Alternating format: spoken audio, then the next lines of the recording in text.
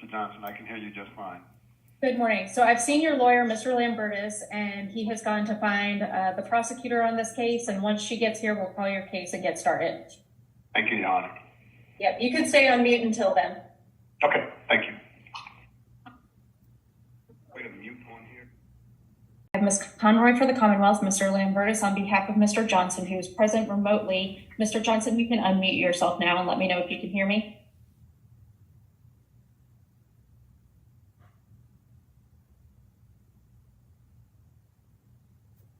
Mr. Johnson, if you could please unmute yourself. I spoke with him earlier, so I know, and I'm the one who told him to go on mute, so here we are.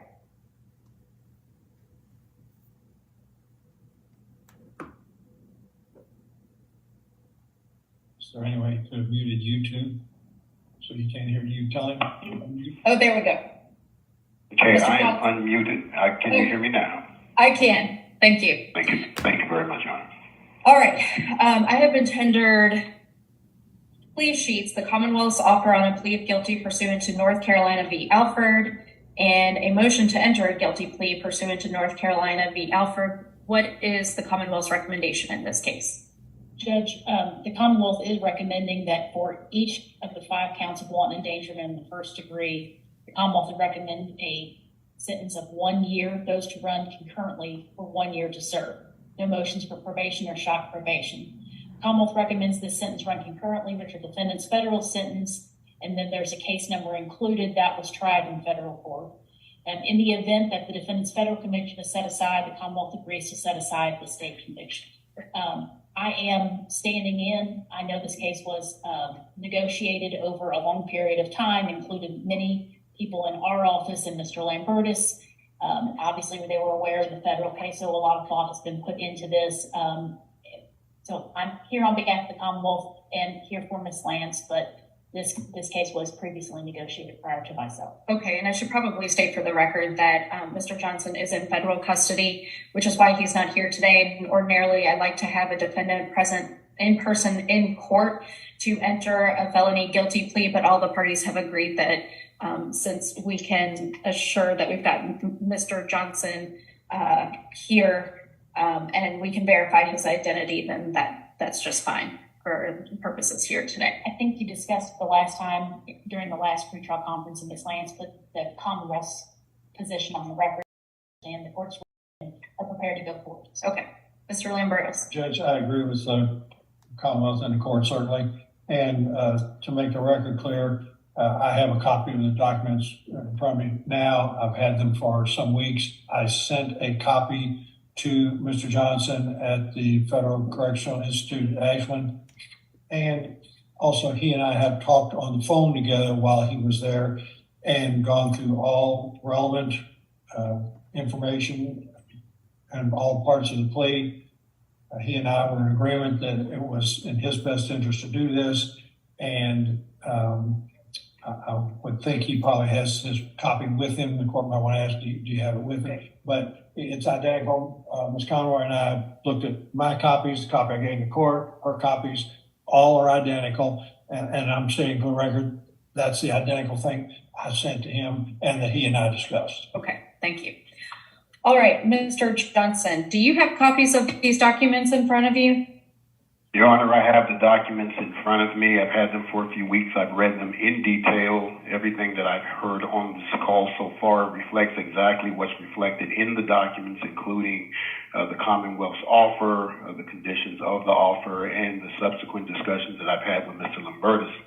Also concurs with everything that has occurred. I have these documents here in front of me. Thank you. I appreciate that. Before I can accept your plea here today, I need to place you under oath and ask you a series of questions.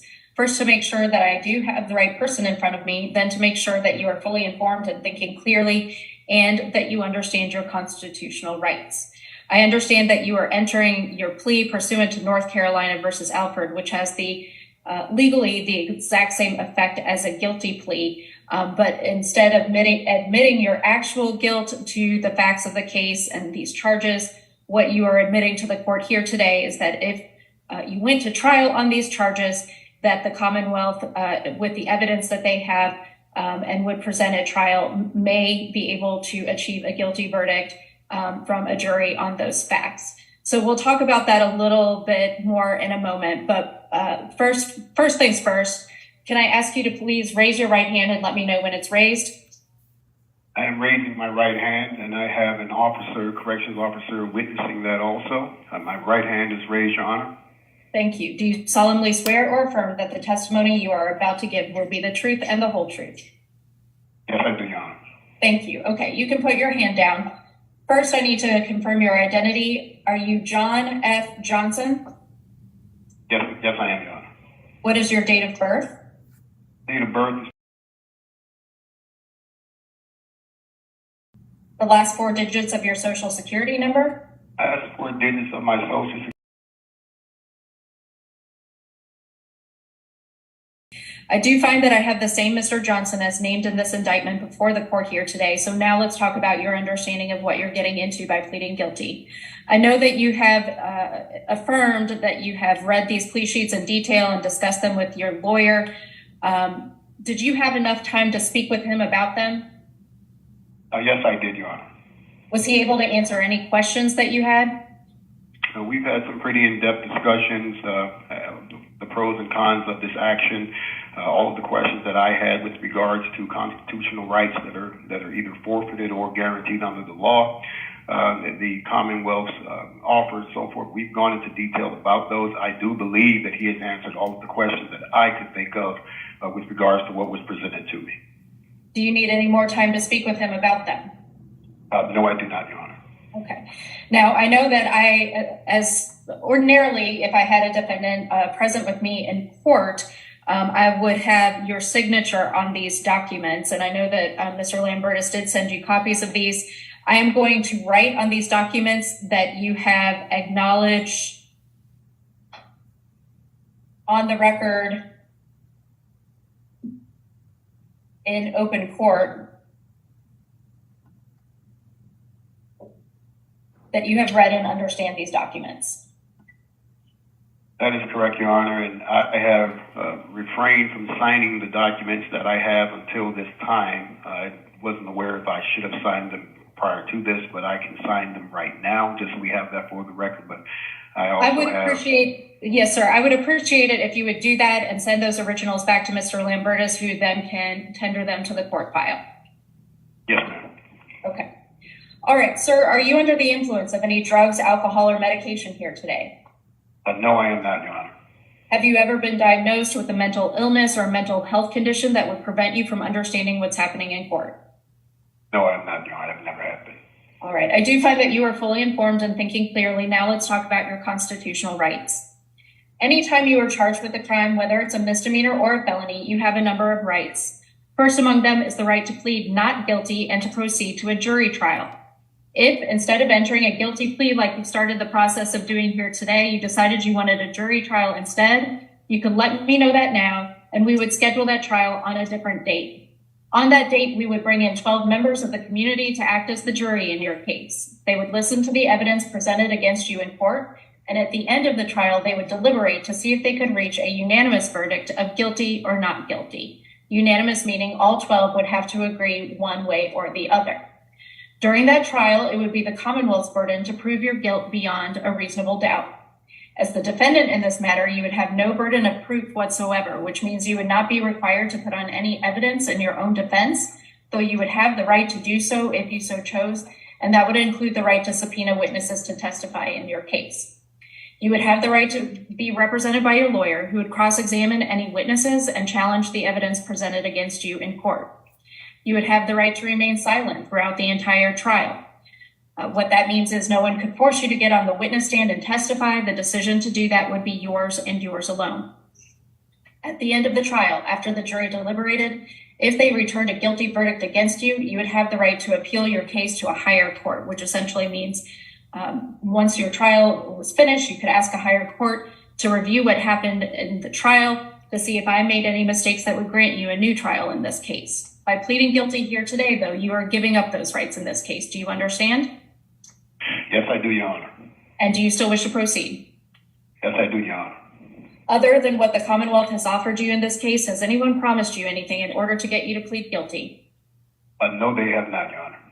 Has anyone threatened or coerced you in any way in order to make you plead guilty? I have not been threatened or coerced, Your Honor. You are pleading to felonies, and here in Kentucky, we have what are called the Persistent Felony Offender Statutes, or PFO. What that means is once you are convicted and sentenced of these crimes, if you were to pick up any additional felony offenses within a certain period of time going forward, you may be looking at greater or enhanced penalties. Do you understand that, Josh? Yes, I do, Your Honor. All right. And then finally, anytime you enter a guilty plea or are convicted at trial of a crime, again, whether it's a misdemeanor or felony, there may be additional consequences to your conviction outside of court. In court, we talk about two things. We talk about guilt and innocence. So in a moment, I'm going to ask you how you plead to your charges, guilty or not guilty. We also talk about sentencing or punishment. You've heard what the Commonwealth's recommendation is regarding your sentence, and the court is the one that makes that final determination. Outside of court, however, I can't tell you every way that this conviction will affect your life going forward. I can tell you that it will show up on a background check. So for example, once you're on the outside again, if you apply for a job, your future employer may run a background check on you. This will show up on your background check. It could prevent you from getting that job, or at least raise some questions with the person doing the hiring. There are, several other what we call collateral consequences, including the right to vote, own or possess handguns or firearms. What's important that you understand here today, that there is a risk that this could affect your life in other ways outside of court that we just can't predict as you sit here today. Do you understand that that is a risk as you enter your plea? Yes, I understand that, Your Honor. I'd also like to add that I did note that item 14 in the documents, where it also says that I understand that if I'm convicted today, that I may be eligible for expungement pursuant to Kentucky statute chapter 431, which of course I would probably pursue. But otherwise, in the absence of that, I'm very much aware of the impact that a federal conviction can have on employment opportunities and other benefits in society. Okay, fair enough. All right, those are all the questions that I have for you. Now I'm going to go over the facts of the case as they are stated in the plea sheets. And in paragraph 4 in the Commonwealth's offer on a plea of guilty, the facts of the case are stated that on or about September 4th, 2020 in Jefferson County, Kentucky, the defendant manifested indifference to value of human life and created a substantial danger of death or serious physical injury when he pointed an assault rifle at 5 police officers stationed on the roof of the old jail building. As I discussed at the beginning of this plea, you are entering your plea pursuant to North Carolina versus Alford. So I understand that you are not admitting actual guilt on these facts, but that you agree, or let me ask you, do you agree that if you went to trial on these cases, the Commonwealth has evidence such that a jury may return a guilty verdict on those facts and evidence? I agree with the fact that the possibility is very high. Based on the evidence, that there is a very strong possibility that a guilty plea would be returned. Okay. Then, sir, how do you plead in count 1 to wanton endangerment in the first degree, count 2 wanton endangerment in the first degree, count 3 wanton endangerment in the first degree, count 4 wanton endangerment in the first degree, and count 5 wanton endangerment in the first degree, guilty or not guilty? I plead guilty to those charges. Thank you. I will accept your plea of guilty as knowingly, intelligently, and voluntarily made. Are we passing for a separate sentencing, Mr. Lambertus? Judge, we have discussed that, and we feel that this is a fair disposition, and the Commonwealth has agreed that we can sentence today. That's our request. I don't think there's any advantage to the defendant at all to getting a report and delaying this. As the court can imagine, this on his record is not beneficial in his current state, so a pending case can probably affect his ability to do classes and do various things. And so for those and many other reasons, we agree that getting it done today is in his best interest, and there's no detriment to him. There's only benefits, so we'd like to be sentenced today. Okay. Anything from the Commonwealth before I impose sentence? That's what I anticipated happening. We have no objection. Okay. So, Mr. Johnson, I'm going to impose the sentence recommended by the Commonwealth. Count 1, 1 year. Count 2, 1 year. Count 3, 1 year. Count 4, 1 year. Count 5, 1 year. All to run concurrently for a total of 1 year to serve. That sentence will run concurrently with your federal sentence in 321 CR 31 BJB. Good luck to you, sir. And if you would please sign those documents, get them back to Mr. Lambertus, and we'll make the record complete at that point. Thank you, Your Honor. And I would respond in kind that the faculty here, the counseling team here at the Ashland Federal Correction Institute would require that I get documentation that give the final disposition of this particular case to be added to my file here so that they can make the adjustments that they need in their system, that there are no detainers, that this is running concurrent and so forth. Would I receive that from my attorney, or would the court be sending that directly through the Bureau of Prisons? Well, the clerk here will make sure that all of that paperwork and those records are complete and properly processed. And certainly the Bureau of Prisons can access I would assume can access the state record to see that and receive any of that information that they may need. But if you have any additional questions about that, I'm sure Mr. Lambertus can help you with that as well. Thank you very much, Your Honor, and thank you for your assistance, and thank you to the Commonwealth for agreeing to this offer. Thank you very much. All right, thank you all. You are excused, Mr. Johnson. Thanks, Judge. Thank you, ma'am. Thank you, Your Honor. And Judge, when I get the documents, I'll send copies, I'll file copies and send copies to the Commonwealth. Okay, thank you. Thanks, Judge.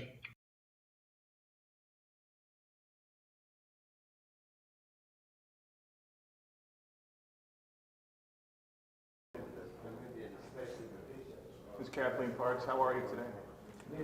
I'm doing fairly well. Now, you and everyone else just watched the pre-trial conference with John Fitzgerald Johnson, aka Grandmaster Jay. I want to ask you first, how did you feel about what you just saw and heard? I have mixed feelings.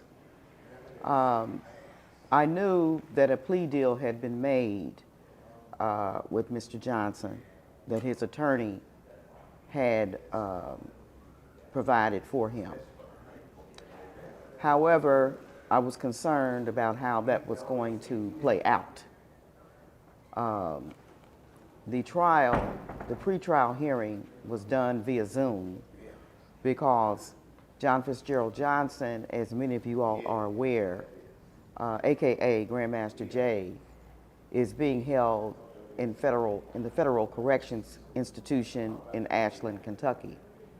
So he was unable to appear in person, but he did appear via Zoom. The judge presiding on this case, I do know her, Judge Annie O'Connell, and she appeared to articulate his rights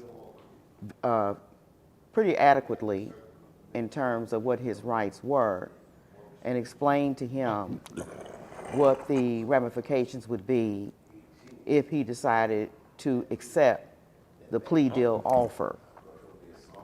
So the plea deal offer that the Commonwealth of Kentucky recommended to him was to accept the plea deal for 5 counts of wanton endangerment, to all run concurrent with each other for a total of 1 year. And it was further recommended that the 1-year state sentence run concurrent with the 7.5-year federal sentence that he is presently serving.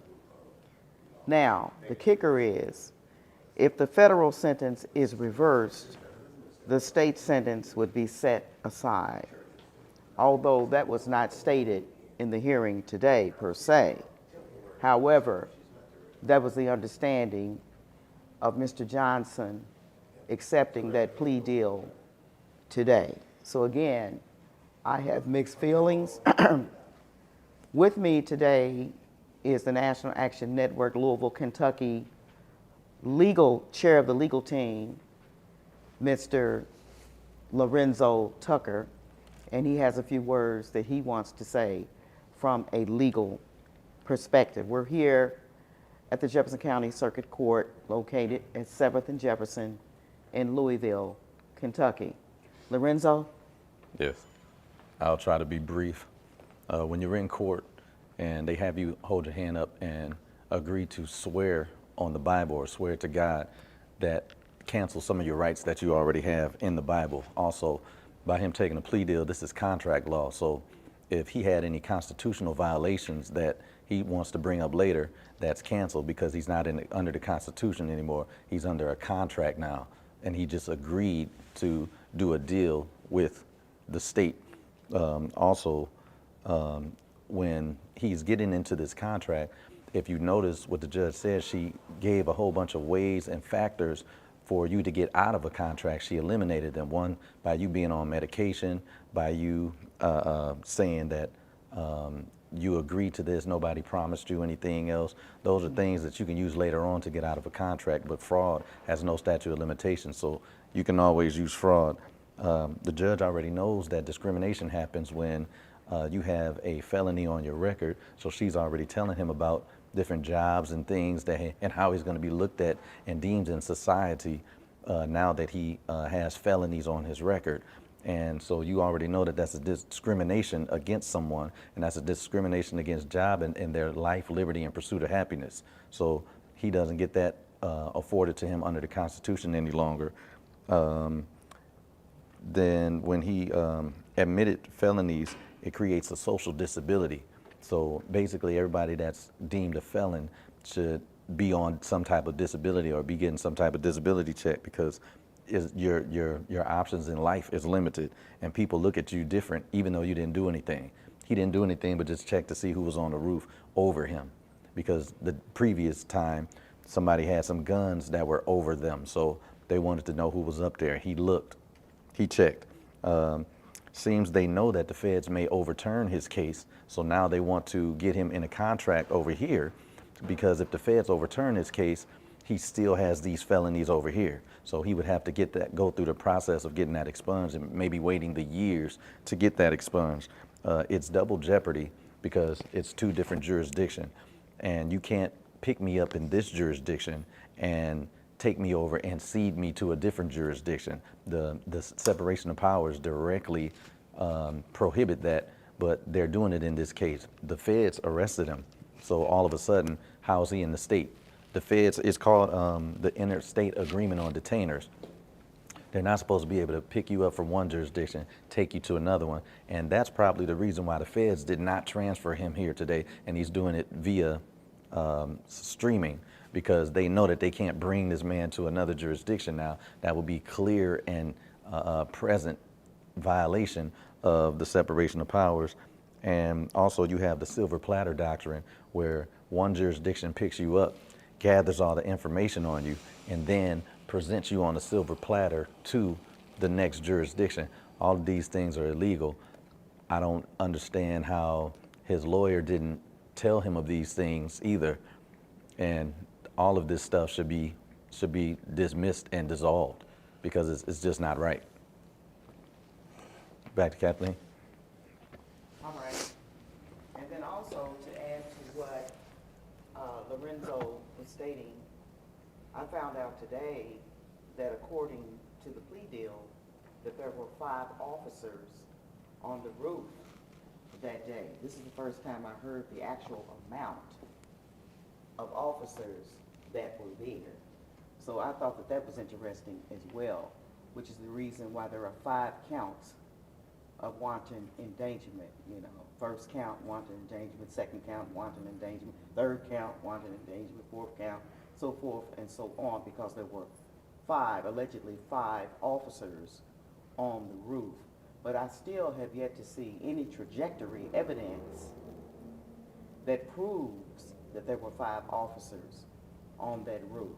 But again, Mr. Johnson decided to plead this case out, and I have to respect that, but again, I have mixed feelings still about this plea deal. Now, we're going to go to Mr. Antonio Brown, who is an activist, he's an organizer, and he's going to give a few words about his perspective on the case. Okay, Antonio? Thank you. from a person that was there, and to see what's happening right now, I like to say we are watching buck breaking at its best, and it's going around the United States right now. We watched a man that came to this city to get justice for a woman who was killed in our house while she was trying to sleep with her boyfriend. So we cannot take out of contact why was he here. We can't take out of contact what was he trying to do. What is he still trying to get freedom and still showing our people how to move, how to react in the face of evil. Because it's sad to watch a man that trying to pick up a community that's broken, a people, a culture that is broken, but yet being castrated in front of millions. Where is the humanity in this? When you know it wasn't no ill will at all. This man was trying to protect the people that he brought, the people that came to see him, and to hear what he had to say. But y'all knew that he was coming down. Y'all was working with him. Y'all knew the area he was going to. Then y'all had sharpshooters on the roof that didn't no one know. Then claim a crime that never committed. It was never a crime committed. But you see, well, I guess it was a crime committed, because when it comes to black men, speaking for black men, that's a crime in America's eyes, especially in Kentucky, one of the racist cities in the United States, as we can see. So as a black man, as an activist, I asked the community to come out and show this man that we care.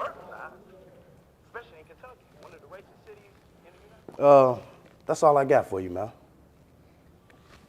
Wait a minute.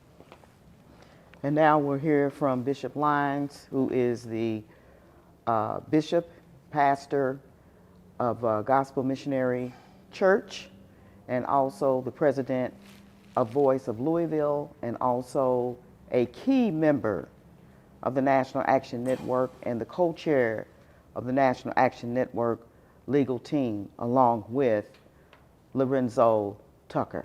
Bishop?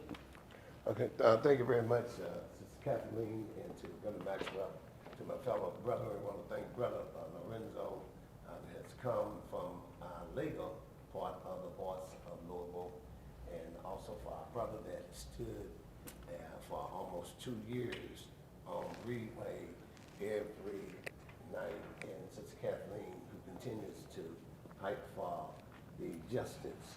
I want to thank God that today the Commonwealth of the state of Kentucky did offer a plea to Grandmaster, and I believe that after Grandmaster had talked with his lawyers and got advice, that he did accept the plea. And so that kind of clears the table as far as Kentucky is concerned about this case.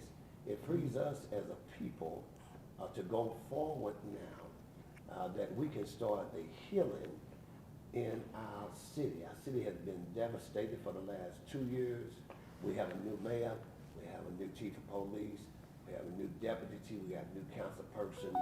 Hopefully that we'll be able to use today as a foundation of coming back together, building and repairing the bridges that have been broken in this community.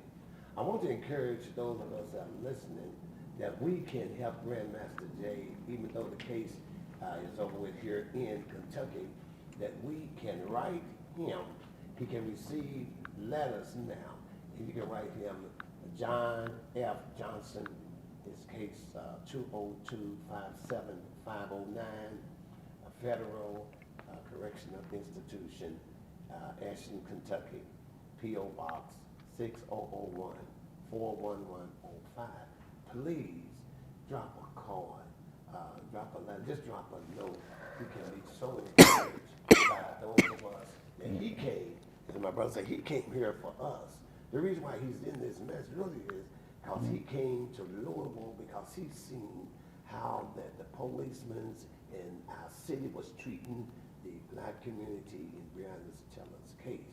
He came for us. So let us not let him sit in federal prison down there in Ashland, Kentucky without us sharing our concerns. So thank you so much. If you want this information, you can get in touch with me, the boss of Louisville, share with me on WLMB 1240 on your radio dial daily. Thank you, Sister Kathleen. We're close to concluding our comments regarding John Fitzgerald Johnson with a hearing, AKA Grandmaster Jay, excuse me, where his pretrial hearing and sentencing took place today at the Jefferson County Circuit Courthouse at 7th and Jefferson in room 701, courtroom 701, room 2. Judge Annie O'Connell presiding. Again, I want to conclude by saying, although I have mixed feelings about the sentencing, now Grandmaster Jay can move on and prepare for the federal case, for his appeal, and hopefully he will win his appeal. Thank you so much.